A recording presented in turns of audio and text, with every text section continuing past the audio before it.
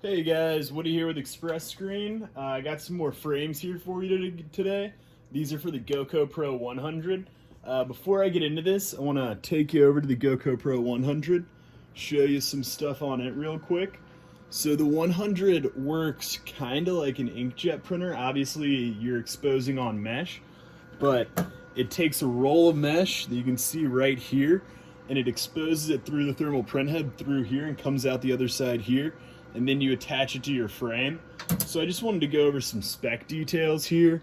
Your minimum image size is going to be about a 1/2 inch by a 1/2 inch. And so in terms of how much mesh that's going to need to print out, the roll of mesh is 13 inches wide, so you're always going to have that 13 inches is set. And then the minimum it'll print out lengthwise is going to be about 5.5 inches.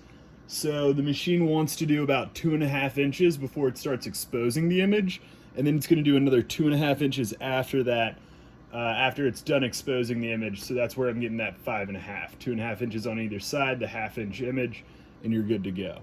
And so the reason I'm showing you this control panel right here is you can control how many inches it's going to print out right there.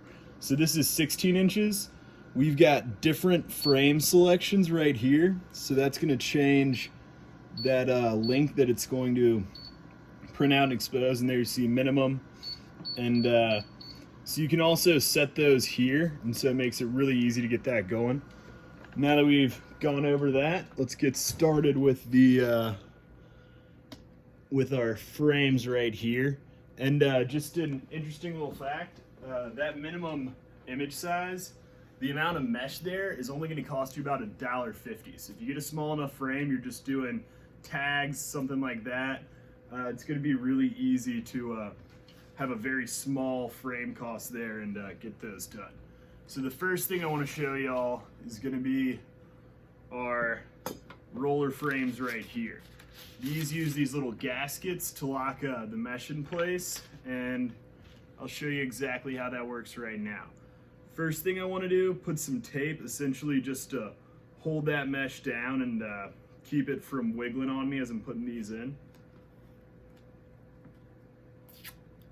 So make sure you've got it even. You don't want too much extra on either side here. And once you think you've got that about even, I'm just going to tape it down right there. And then I'm going to use another piece of tape on this side.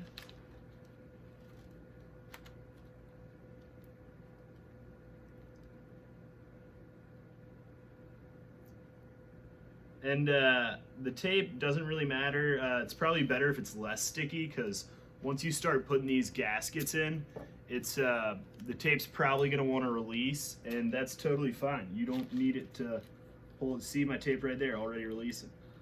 So I'm not using anything super sticky here, because that release is actually going to kind of work in your favor a little bit there, just making things easier, because then you don't have, your tape isn't kind of fighting against these right here. So next step, I'm just going to start in the middle here, press that in, and kind of move to the outside here.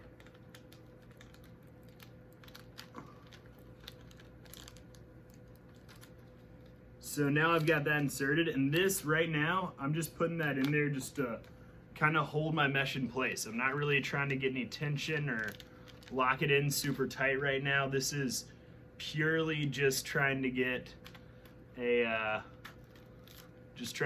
all set up so that once I do want to start tightening it up, it's not going to slip on me. I'm not going to have any issues like that.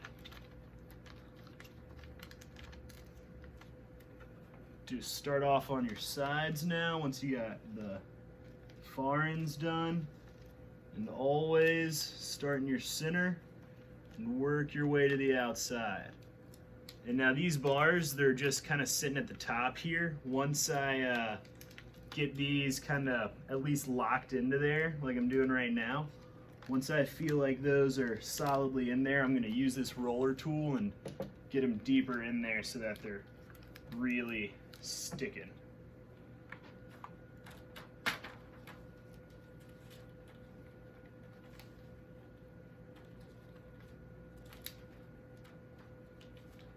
And I'll kind of pull on my mesh just a little bit, just to make sure it's where I need it to be.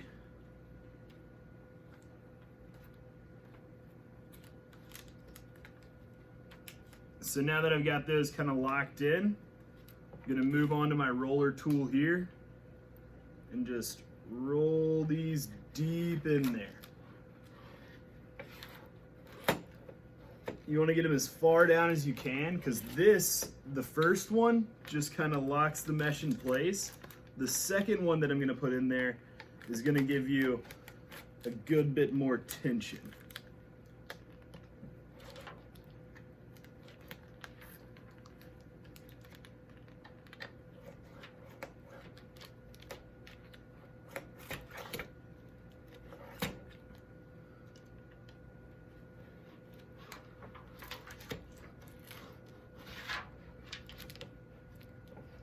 Just like that, we got all our first roller downs almost. So as you can see, once you get that first part started, the rest of the process becomes pretty quick and easy from there on. Now we're just gonna do one more gasket in each side. And these frames, they're gonna be great for doing larger images with the GoccoPro100. I talked about the minimum image size, which is that 1/2 inch by 1/2 inch. But the maximum image size is about 11 inches wide, which is going to be the length of your thermal print head there. Can't go any wider than that. And then your maximum length, because it's just that roll of mesh in there, your maximum length is actually 30 inches. So if you're doing scarves or something like that, that's a really good size there. And I don't have any frames of that length on me right now, but we can get those custom ordered for you if you need. That's no problem for us. We can get those out to you pretty easily. So like I said, this second line of gasket is just giving me a good bit more tension than I was getting with the first one.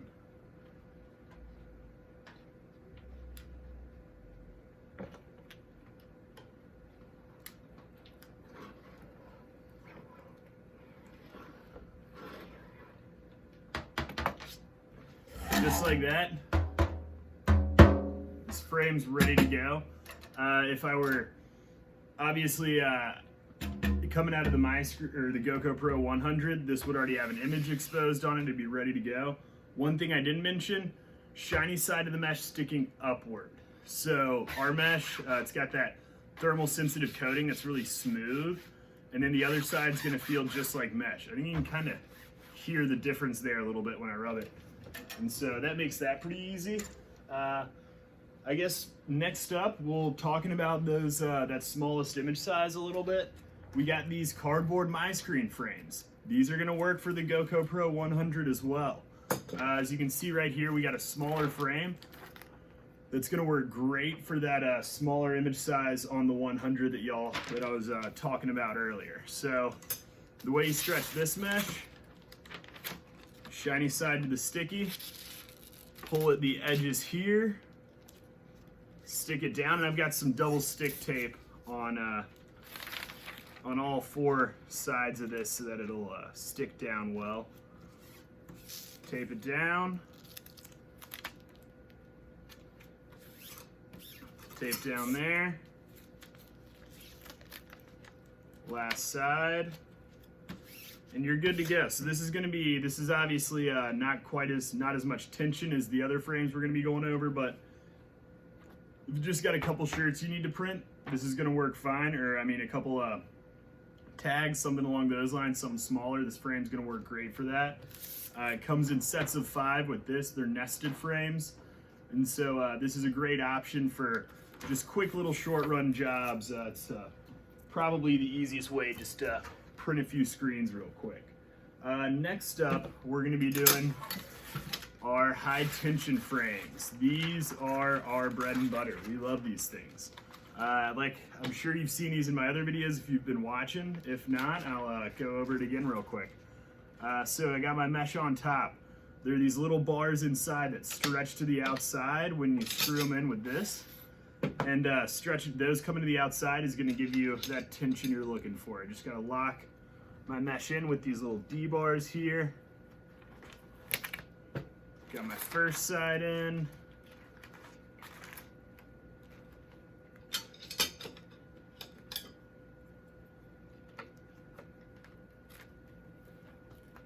Good to go there.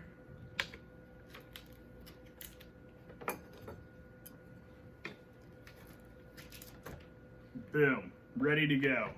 Not that much tension, but now we're ready for the tensioning part.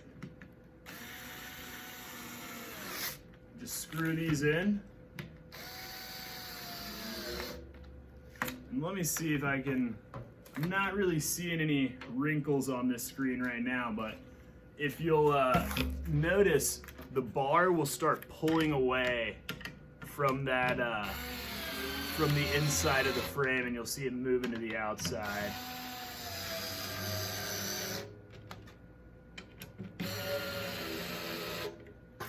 See if y'all can't see it better here. So you can see that bar is just getting pulled away from our from the inside of our frame right there. And that's how we're getting tension with one of these frames.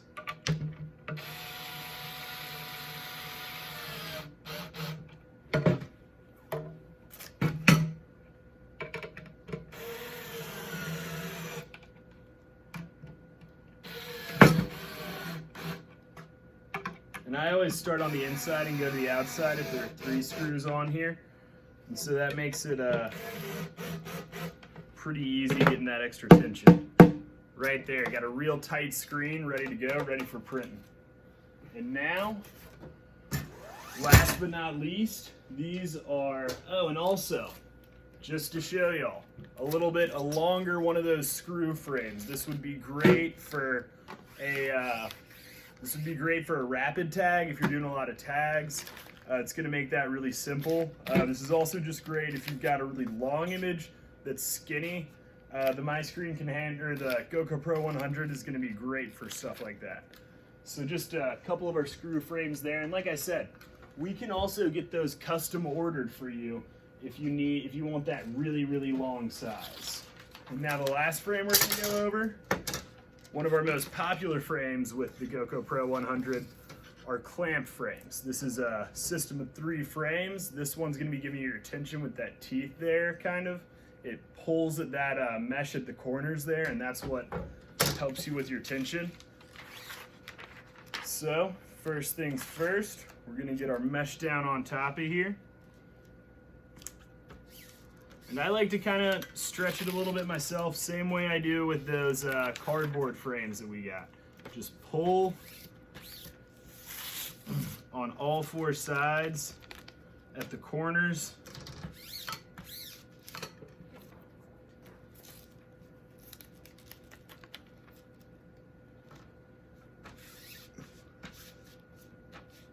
And then once you feel like you've got that ready, you're ready to start putting it in these clamps. And oh, one thing I almost forgot to mention, shiny to sticky with this one. You want your shiny side of your mesh to be stuck against the sticky side here.